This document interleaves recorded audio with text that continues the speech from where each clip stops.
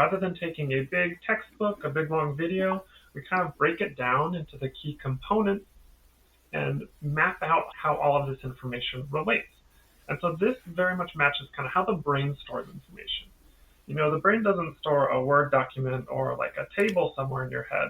What it stores is a collection of neurons.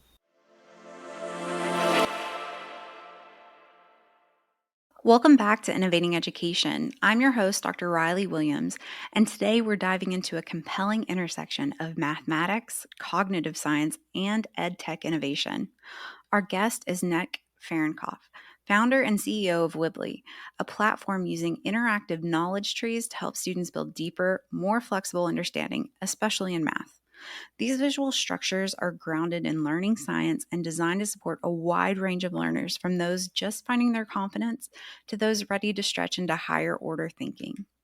We'll unpack how knowledge trees work, what makes them different from other learning tools, and how educators can use them to support students with diverse learning needs. Nick, welcome to the show. Thanks a lot. Excited to be here, and I appreciate you giving me the time to share a little bit about my journey. Well, could you introduce yourself and share what brought you to this intersection of math education and technology? Yeah, so hi everybody. My name is Nick Farrenkopf, and I'm here chatting with you today because I love learning. I love everything about it. It's just something that has been such a big part of all the different careers I've had over the years. Probably one of the most favorite careers I've had was being a private tutor for math and science. So I mostly taught the high school, kind of college age, but I did teach some students as young as elementary, some that were adults transitioning careers. So I got a lot of experience with the different styles of learning. And across all of that, I think my most favorite part of everything was that light bulb moment, that aha moment when everything sort of just kind of clicks in your head and you see like the eyes of the student light up, they get all excited. I think that's really one of the biggest things that has driven me towards this idea of teaching and helping others learn. So I did that for a while, but ended up wanting something a little bit more, a little bit bigger. So I ended up getting a job in software because I discovered machine learning as a field. I love AI. AI is such an exciting time to be in. There's so many complexities to it. There's so many ways to kind of build it out. I think one of the things that I still missed when I was in software was this idea of teaching, of helping students learn. So it wasn't until after I moved on from that career that I discovered entrepreneurship. I discovered that idea that I can take my favorite parts of tutoring and software, and so I stitched them together. I took all my fun experiences as a tutor and built a learning platform, and that's kind of what brought me here today. So for our listeners, what exactly are knowledge trees? How do they work? And what kinds of challenges in K through 12 math are they trying to solve? Yeah, great question. This is definitely something that I get a lot, because knowledge trees aren't a super common way to teach, but I think they're going to be a lot more common moving forward. So knowledge trees are kind of like a visual map of the core ideas for something. Rather than taking a big textbook, a big long video, we kind of break it down into the key components and map out how all of this information relates. And so this very much matches kind of how the brain stores information. The brain doesn't store a Word document or like a table somewhere in your head. What it stores is a collection of neurons. So these tiny little nodes that represent a single thing. And really what the brain is this giant pathway of all these different interconnecting neurons. And so that's where a lot of this idea of knowledge trees comes from. So I think a good example that I like to start people out with is talking about food. Everybody loves food. So a blueberry is a type of berry, a berry is a type of fruit, and a fruit is a type of food. So we have this kind of linear order where one thing comes or is an example of another, and you can kind of build that out into a kind of structured path. But the thing is that information isn't that linear. That doesn't encompass everything. You could talk about blueberries being blue. They are an antioxidant. They are spherical. And in that case, there's not really one property, one description that is really before the other. Blue doesn't come before sphere. So that's where kind of knowledge trees kind of come into play, is complex information and finding a way to connect it together in a way that really represents how information is stored in the brain or within life. And I think in K-12 math specifically, this is when we start applying this same idea to all of these different concepts you're going to learn in math. The ideas that you learn in math are not singular. You don't use it just in algebra, just in geometry. Something that you learn in division might apply to equations or to derivatives. If you're learning proportions, you could be talking about fractions or in triangles. There's so many different things. And a lot of students tend to treat math as very siloed. And one of the things we're trying to do with knowledge trees is to show you that it really is just the start to lead to something so much bigger. So, how would you compare knowledge trees to concept maps or learning progressions? What pedagogical distinctions are you intentionally making in their design? Yeah, so I think for me, concept maps, knowledge maps, mind maps, they're all kind of the same idea. There are some small nuanced differences between them where you kind of change the type of information you're looking to explore.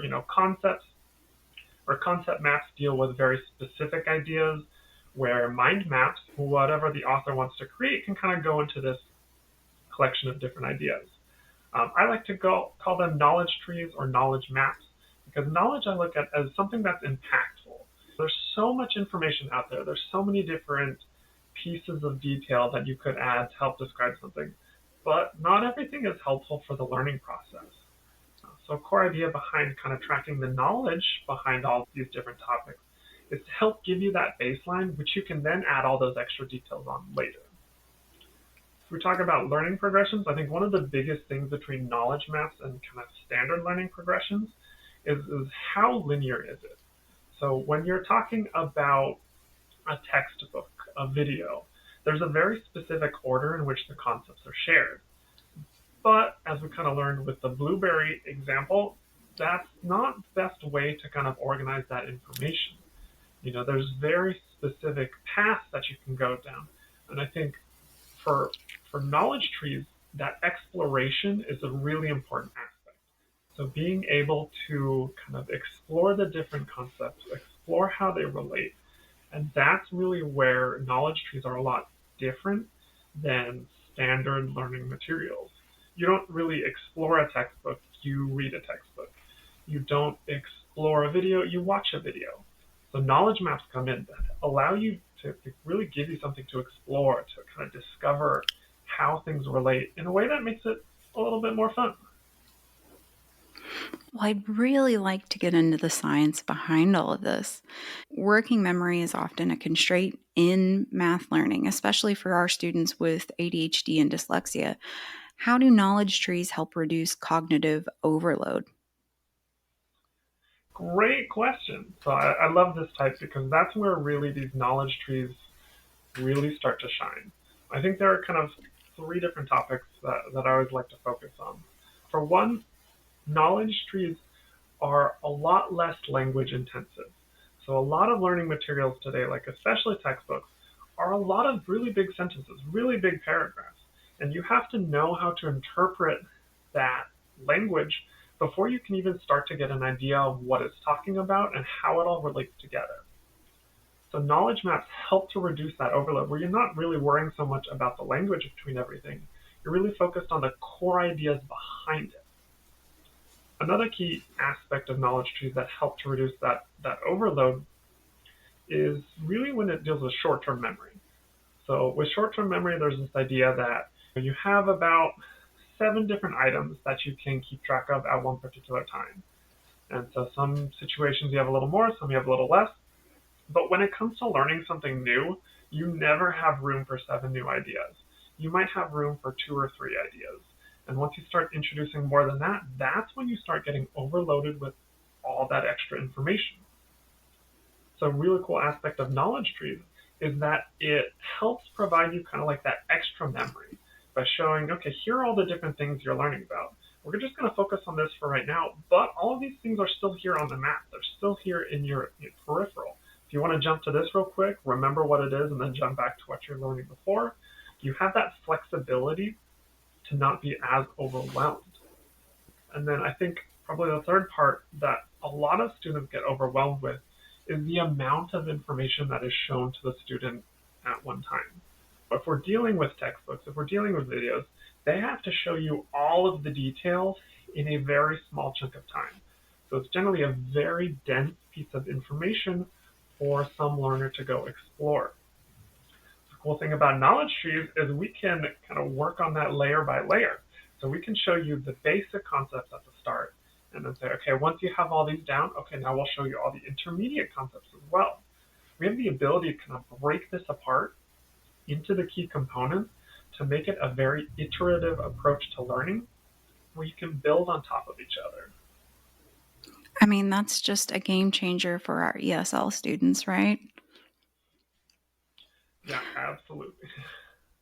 So, are knowledge trees designed to reflect a constructivist learning model where students build understanding through exploring the relationships? Absolutely.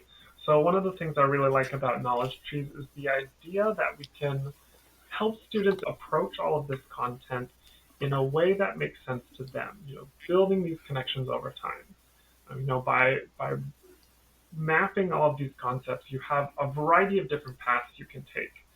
And you don't necessarily want to explore every path at the same time. You might want to start in path one. Okay, I've explored this a little bit, come back, I'll go explore path two. And this kind of relates back to that idea of how the brain processes and stores this information over time. It's not here's part A, here's part B, you connect it and you're done. The brain works about building these pathways over time. You travel A to B once, okay, the connection is there, but it's a little faint. You travel along that path several more times, okay, it starts to get a little bit stronger. And so the brain itself really works by repeating these paths over time. This is why you need to reread information. This is why, muscle memory is a thing. It's this idea that this kind of repeated approach where you learn a little bit, let it settle, learn a little bit more, settle again. And you build it over time instead of trying to approach everything, in one chunk. With knowledge trees in particular, giving that visual to see how all those paths are built, I think is a very big component of why this kind of visual experience helps. Because if you don't have that visual, you have to do this entirely in your head. You have to build these things, you have to envision it, and that's very difficult for a lot of students. So I think knowledge trees are a really cool way of taking that and giving you that alternative path so that you can decide that, okay, let's go build on this first, we'll build on this second, build on this later. It makes it super easy to see. So, how do you balance exploration with guidance? How much freedom do students have in navigating the tree, and what's the role of teacher facilitation? Great question, because I think exploration is really key for enjoying the learning. It's key for understanding where discovery comes into play, where curiosity is kind of fueled from. I think that's something that's missing from a lot of standard education scenarios nowadays. So exploration is a very important part, but I think guidance is another vitally key part for getting there in time. People lead very busy lives nowadays. There's always something else to do. There's always something else to learn. So as much as someone wants to just kind of sit and learn about things all day, it's not something that is very feasible. Knowledge trees give students the freedom to explore at their own pace, to kind of discover their own gaps in knowledge by providing this sort of exploration-based background. And then the teacher comes in, what they facilitate is kind of the bounds of what the student is learning. If they're in a intro geometry class, you only need to really explore 2D shapes and maybe explore a couple 3D shapes. You don't need to know anything about 4D. So knowing what concepts a student really is interested in or needs to focus on and kind of paring it down to help them give a map that grows over time, I think is where a lot of teacher facilitation comes into play. So, can knowledge trees help make abstract math more concrete, especially for our visual or spatial learners? Absolutely. So I think knowledge trees are so good for that specific reason. I think math especially gets increasingly abstract as you get further along. It's very easy to visualize a circle and maybe visualize the area of a circle. But if we start talking about equations or exponents, it's very difficult to think about these things because they don't exactly exist outside of math. They're really a more abstract way of measuring how things are related. And so when students get to a lot of these more complex topics in math, these more abstract ideas, it becomes very difficult because this is not really something that you see in other topics. In a lot of these other topics, you have things you can play around with. You have pictures, you have videos of what happened in the past. Like these are things that are very, very clear and very concrete. But when it comes to math, because it's more about the relationship between different things, it changes based on whatever student is learning. Some students might like soccer and use that to measure kind of how a ball moves through space. Or they like pool and they can use that to measure, how things bounce around. So with math, I think in particular, it's very specific to the student, where each student wants their own kind of type of explanation or example. And so when you're a teacher, that's very difficult because every student is different and there's just so much to manage. But with knowledge trees, we give them that baseline that says, this is what you're going to be learning as part of your class. This is all that abstract information that you would have to kind of play around with in your head. But hey, we'll build it out for you. And all you have to do is focus on the connections. You have to understand what each of the different parts are and how to get from one to the other. And then you can learn math a lot easier. What have you observed about learner engagement? Are students more motivated or confident when using these types of tools? Yeah, so we actually ran a pilot program with some students. And I think one of the big things that we asked was, how confident would you feel teaching yourself math? And I think that's something that a lot of people initially, a lot of these students had a very hard time with. Like without that sort of guidance, it's very difficult for them to jump into something that's very abstract. But with knowledge trees and being able to explore them, explore all the concepts behind math, visualize what they're learning, they become a lot more confident in that idea. And I think one of the big reasons behind that, again, is that idea of exploration and discovery. When a student is having fun learning, they're a lot more engaged, they're a lot more self-driven. And I think that's where a lot of this kind of motivation comes from. It's with knowledge trees. You can kind of help show the students how to learn, give them this framework saying, hey, this is how all these different algebra concepts are related. But that same idea applies to geometry. You can, again, take that idea of, okay, this is how I connect ideas. We're just, talking about shapes instead of equations.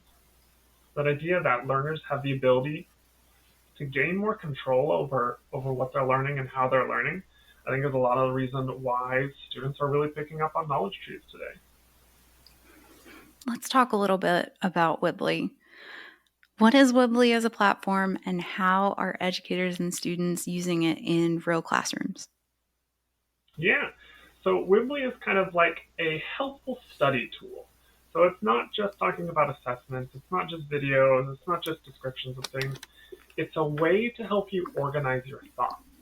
And I think that's something that a lot of students are missing nowadays, where you can take notes on a pad, you can take notes as part of like a video, but kind of connecting them all together, seeing what the bigger picture is something that's very difficult kind of on your own.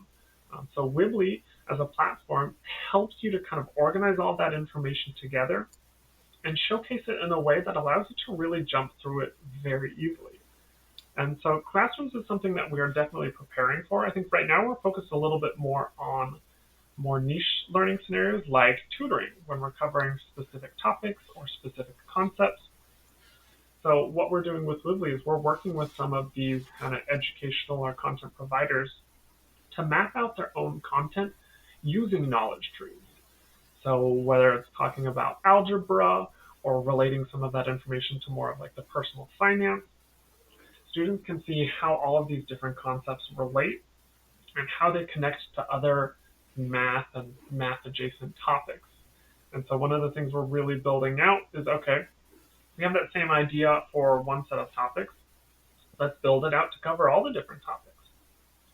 So one of the things that we're currently adding is this idea of knowledge checks. So can you remember what a particular term is? can you reason why a relationship might exist? These are very important for checking whether or not a student has learned something, but they shouldn't always be, in my opinion, this is a totally other, different topic, but shouldn't be the most important thing for whether or not you have learned. And so with this idea of using knowledge checks and knowledge trees, then we can start to build this visual map of how students are progressing throughout their classroom. A student can answer a couple questions on scalene and isosceles and equilateral. Okay, cool. They start to understand triangles. But if we start to cover triangles and they answer a lot of questions on quadrilaterals, cool. Now they're starting to learn more about polygons. So it's this layer of information that kind of builds on itself to provide the teacher a lot more specific kind of data-driven analytics in a visual tool that allows them to very easily see, okay, some of these students are covering, I don't know, exponent equations very well, but they're struggling to learn with logs. And so maybe focus that a little bit more. So by giving the teacher more flexibility and ease of kind of visual student aggregation, I think is definitely a direction that we're headed for Wibly to make the teacher's life a little bit easier. Are there particular grade levels, math strands, or learner profiles where Wibly really seems to be effective? Yeah, so if we're talking about grade levels, I think when students have to kind of teach themselves is really where Wibly starts to shine. So I think that really kind of starts in middle school, high school, where students then have to kind of learn some of these concepts on their own.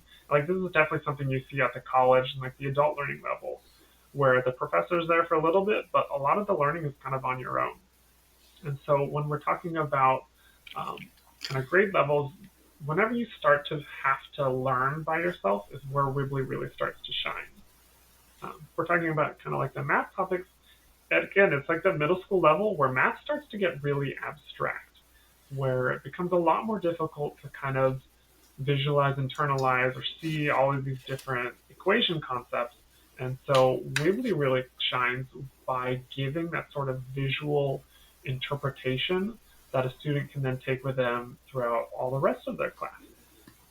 And then if we're talking about learner profiles, I think one of the biggest points of traction that we've had is around neurodiverse learners. So a lot of times this deals with like specifically ADHD or dyslexic students, that struggle with the traditional type of learning materials. Well, Wibly provides them a very visual, kind of spatial way to explore that information in a completely new light, in a completely new way that focuses a lot more on the relationships and how ideas connect, giving them that framework, and then helping them kind of fill in all those details on top of it. That's exciting stuff. That is exciting. So, before we wrap up, do you have any final insights or encouragements that you'd like to offer educators who are trying to make math more engaging and accessible for all of our learners? Yeah, I think there are two things that kind of jump out to me. So, for one, I think technology is absolutely key. I think technology is here to stay. It's integrated in so many parts of our society. And I think it provides so many capabilities that we wouldn't have had otherwise.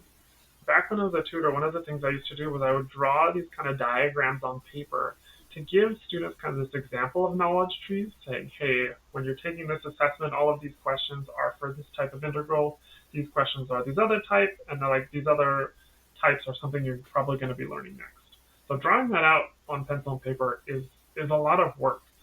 But with technology, we have the ability to streamline that so quickly. We take that same idea, apply it to a different set of topics.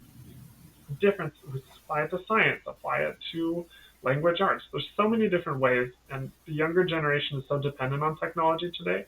So I'm a big proponent of giving them a way to kind of handle and learn how to use technology in an efficient and functional way. I think it's so important.